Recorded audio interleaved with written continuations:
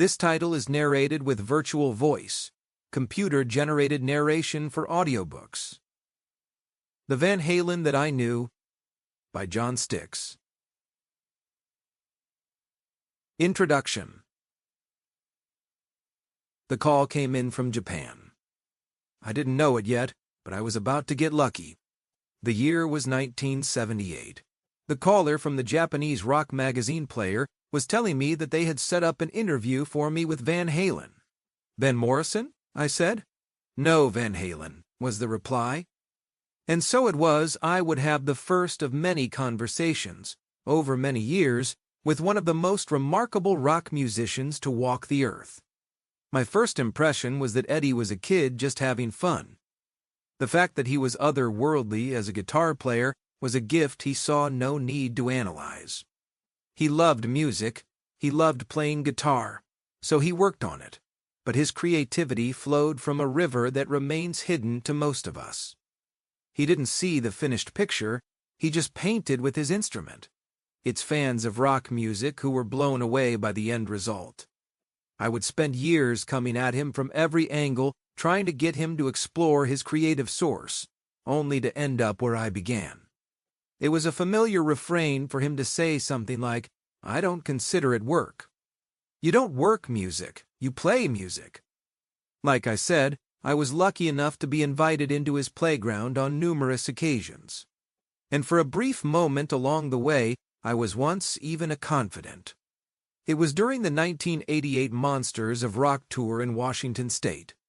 He called me out of the blue and wanted to talk about reaching creative peaks while trying to stay sober. He confided that so many accolades for what he had done came from times when he was drunk. He said that when he was drunk, it was like there was someone on his shoulder telling him to go for it, just do it.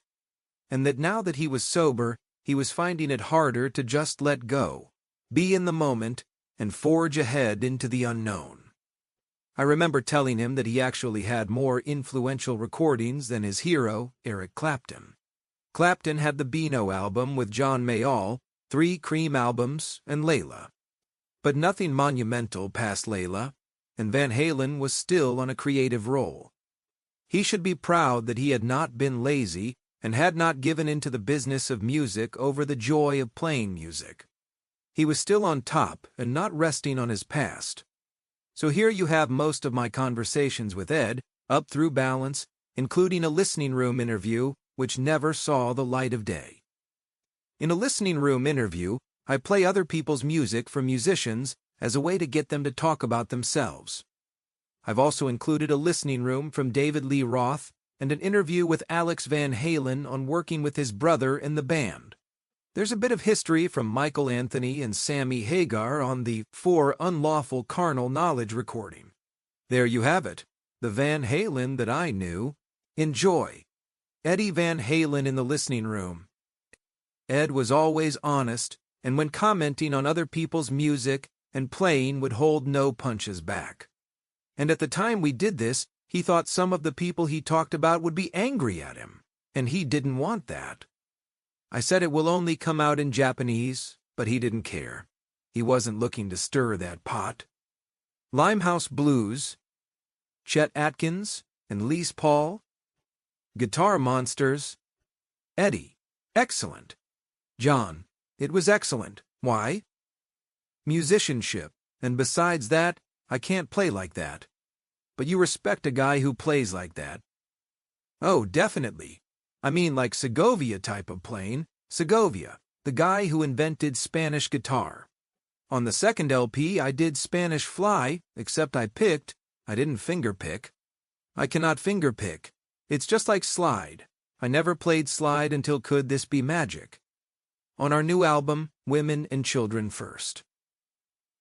You never played slide? Never in my fucking life. I never played slide before. I had something totally different in mind for the song, and all of a sudden, Ted Templeman goes, "Why don't you try playing slide?" I go, "Come on, I never tried playing slide." He goes, "Come on, it's simple." Did you practice for a couple of days? No, it was right there on the spot, that's it. That tells me that you have a pretty good knowledge of the idiom. To keep listening to this audiobook for free, click the link in the description. It will take you to a free Audible trial where you can listen to this and many other books for free for 30 days.